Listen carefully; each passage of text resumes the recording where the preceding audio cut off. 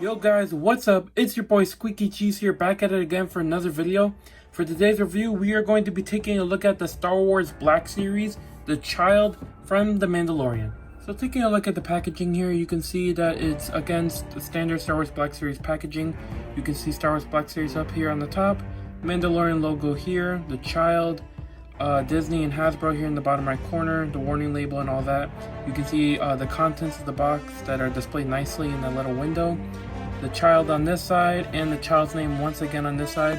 And on the back here is just a bunch of stuff. There's no bio or anything, so it's just, all this information.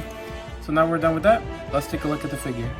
So taking a look at the figure out of the packaging, you can see here that even next to my hand, this figure is extremely small. But even though he is small, they didn't skip out on any of the detailing. As you can see here, it's very accurate to the show, from the shading on his ears, as well as the detail on his eyes and his face. Very realistic right there.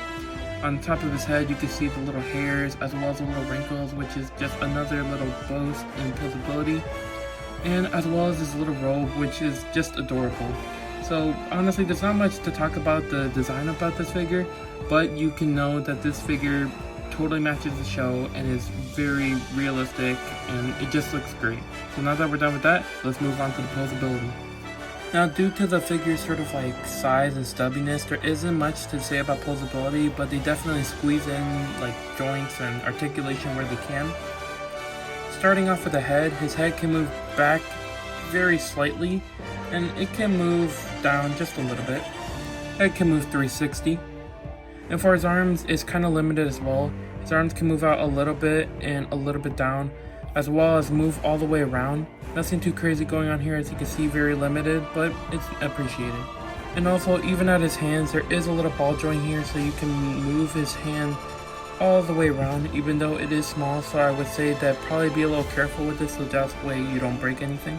And on the bottom here, you can see his little feet, that even though the whole robe practically like supports him himself, the feet have a very small amount of posability there. Like, it's very restrained and limited, but it's nice to have posability where we can get it. And for accessories, it's very appreciated by Hasbro that they keep them all in this little plastic container, so that way you don't lose them.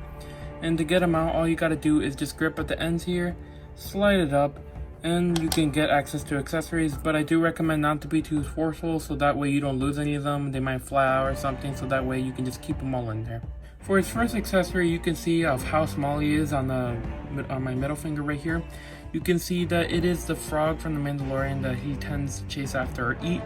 And honestly, it is a cute little thing. It's a one-eyed frog. Not too much to say about it. It's just very small. Black eye, light green skin, and a little bit of a dark green tone on his back.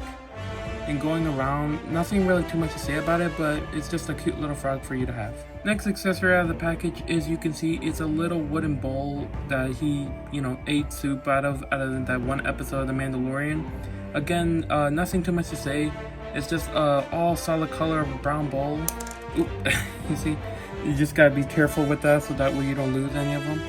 But yep, just a little simple little brown bowl. And finally, for the last accessory, which is obviously gonna be the most easiest for anyone to lose, is this little metal ball here that the child tends to play with.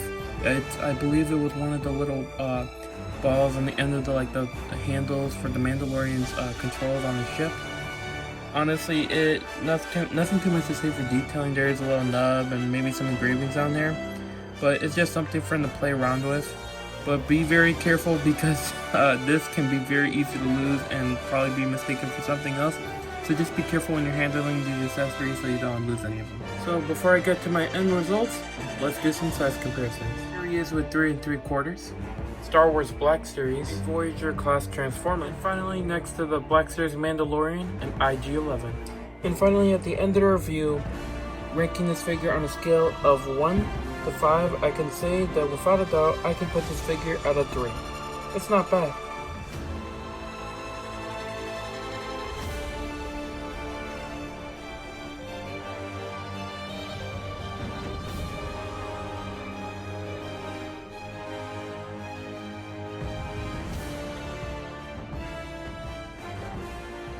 Thank you guys for watching the video. Be sure to like, comment, and subscribe for more content just like this.